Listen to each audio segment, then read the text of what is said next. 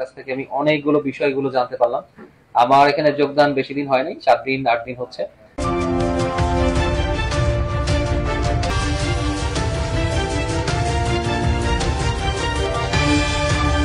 কাছ থেকে আমি অনেকগুলো বিষয়গুলো জানতে পারলাম।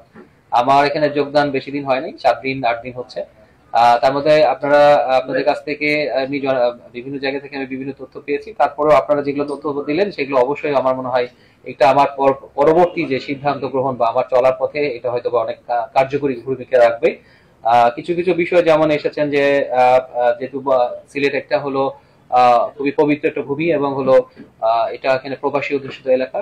তো আমার প্রথমেই যে ইয়েটা থাকবে, আবার প্রায়োরিটিতে থাকবে সেটা হবে প্রবাসী যারা আছেন তারা যেহেতু বছরের অধিকাংশ সময় দেশের বাইরে থাকেন, একটা সময় বা একটা নির্দিষ্ট সময়ে তারা দেশে আসেন পরিবারের সাথে সময় ব্যয় করতে। তারা যদি এই সময়টা নিরাপদে থাকতে পারে এই বিষয়টা আমরা অত্যন্ত গুরুত্বের সাথে বিবেচনা করে সিদ্ধান্ত নিব এবং তাদের নিরাপত্তা বিষয়গুলো আমরা সবসময় বিবেচনা রাখবো ইনশাল্লাহ। বিষয়গুলো অনেকগুলো আসছে যেহেতু আমাদের সিলেট জেলা ভারতের হলো প্রায় 6টা থানা আমাদের সীমান্তবর্তী। মোটামুটি 180 থেকে 190 কিলোমিটার, প্রায় 189 কিলোমিটার আপনার হলো সীমান্ত রয়েছে, বিশাল এরিয়া। এখানে যদি বলা হয় যে এখানে কোনো ধরনের মাদক বা চোরাচালান হয় না, এটা ভুল তথ্য হবে। এটা অবশ্যই হয়, কিন্তু ব্যাপারটা হলো এই ক্ষেত্রে আমাদেরকে কার্যকরী ভূমিকাটা রাখতে হবে এবং সেই ক্ষেত্রে চোরাচালান এবং মাদকটা দমন করতে হবে। কারণ মাদকটা হলো সমাজের আমি মনে করি তরুণ সমাজকে ধ্বংসের অন্যতম একটা হাতিয়ার। এটা দিনে দিনে তরুণ সমাজটা ধ্বংস হয়ে যাচ্ছে। তো আমার ক্ষেত্রে যেটা আমি পুলিশ সুপার হিসাবে আমি মাদকের ক্ষেত্রে এবং চোরাচালানের ক্ষেত্রে জিরো টলারেন্স এটা সবসময় রেখেছি। আগেও আমি ময়মনসিংহ এ যেটা করেছি সেটা আমার ইনশাল্লাহ সেই অভিজ্ঞতাটা আমি এখানে কাজে লাগাতে পারবো। যেহেতু ময়মনসিংহে আমি সীমান্তবর্তী এলাকা ছিল, 2টো থানা ছিল, সেখানে আমরা কাজ করে আসছি। আমার মনে হয় সেই অভিজ্ঞতাটা আমি সুন্দরভাবে এখানে ব্যয় করতে পারবো। আর সামনে যেহেতু একটা নির্বাচন আছে এবং বাংলাদেশের ইতিহাসে সবচেয়ে বেটার নির্বাচন, এটা আমাদের মাননীয় প্রধান উপদেষ্টা বলেছেন এবং এই দায়িত্বটা আমাদের উপরেই দিয়েছেন। আমরা গত সপ্তাহে ওনার সাথে বৈঠক করে এসেছি, উনি আমাদেরকে কিছু পরামর্শ দিয়েছেন। তো আমরা ইনশাল্লাহ আগামী নির্বাচনটা যাতে অবাধ হতে পারে এবং জনগণ যাতে আস্থাশীল ভোটের পরিবেশ তৈরি হতে পারে, এই জন্য আমরা কাজ করছি, নজরদারি আমরা বাড়াচ্ছি। ইনশাল্লাহ আমরা আগামী নির্বাচনটা সুন্দরভাবে আপনাদের সহায়তায়, সিলেটবাসীর সহায়তায় আমরা সুন্দরভাবে এখানে নির্বাচন শেষ করতে পারবো ইনশাল্লাহ।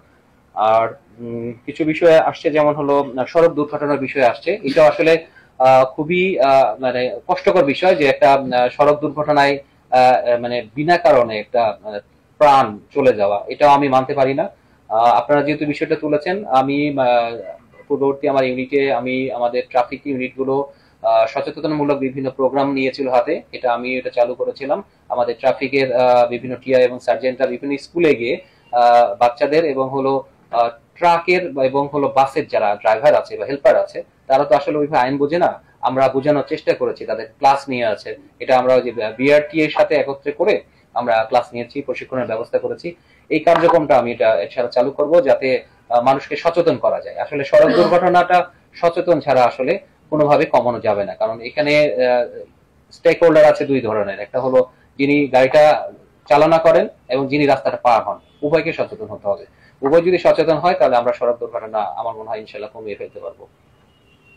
আর আমাদের জেলা পুলিশের ক্ষেত্রে আমি মনে করি আমাদের 2টো চ্যালেঞ্জ এখানে। একটা হলো সাইবার অপরাধ বা সাইবার প্রতারণা। আপনারা জানেন যে সাইবারের মাধ্যমে বিভিন্ন অনলাইন কেনাকাটার ক্ষেত্রে মানুষ প্রতারণার শিকার হচ্ছে।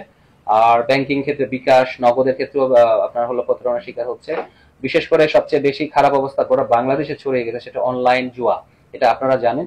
আমরা এই অনলাইন জুয়া নিয়ে আমরা কাজ করতে চাই, অনলাইন জুয়াটাকে আমরা বন্ধ করতে চাই। আর কিশোর গ্যাং এর কথা আমার এক সাংবাদিক বন্ধু বলেছেন, কিশোর গ্যাং এটাও বাংলাদেশে ছড়িয়ে গেছে। আমরা কিশোর গ্যাংটাকে আসলে প্রতিরোধ করতে চাই এবং আমরা এইভাবে কিভাবে করতে চাই সেটা আমরা পরিকল্পনা করতেছি। মোটামুটি ইনশাল্লাহ আমরা এটা কমিয়ে নিয়ে আসতে পারবো।